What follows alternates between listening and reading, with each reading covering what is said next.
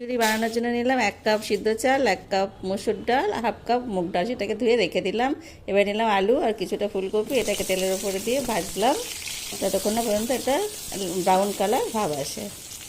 ততক্ষণ পর্যন্ত একটু নাড়লাম, নেড়ে নিয়ে ব্রাউন কালার হয়ে গেলে সেটাকে নামিয়ে রাখলাম। একটা ডেচকিতে জল গরম করে তার মধ্যে চাল ডালটা ঢেলে দিলাম, কিছু কাঁচা লঙ্কা আলু দিয়ে দিলাম।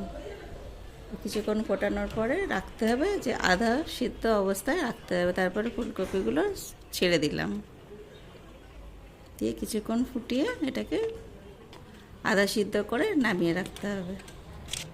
তারপরে একটু কড়াই দিলাম, তাতে তেল দিলাম, জিরে ফোড়ন দিলাম, তেজপাতা দিলাম, শুকনো লঙ্কা ফোড়ন দিলাম, দিয়ে ওটাকে গরম অবস্থায় ভালো করে নাড়তে হবে।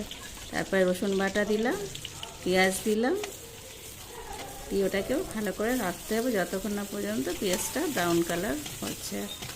তারপর একটু নুন দিয়ে দিলাম, তারপর আদা বাটা, টমেটো, গুঁড়ো মশলার মধ্যে দিলাম হলুদ গুঁড়ো, জিরে গুঁড়ো, লঙ্কা গুঁড়ো, দিয়ে ওটাকে কষাতে হবে যতক্ষণ না পর্যন্ত তেলটা ছেড়ে গেল। তারপর মশলাটা হাঁড়ির মধ্যে ঢেলে দিলাম, দিয়ে আলুটা দেখে নিলাম গলেছে কি না। তারপর একটু চিনি দিলাম, দিয়ে নেড়ে দিয়ে ঢাকা দিয়ে দেবো।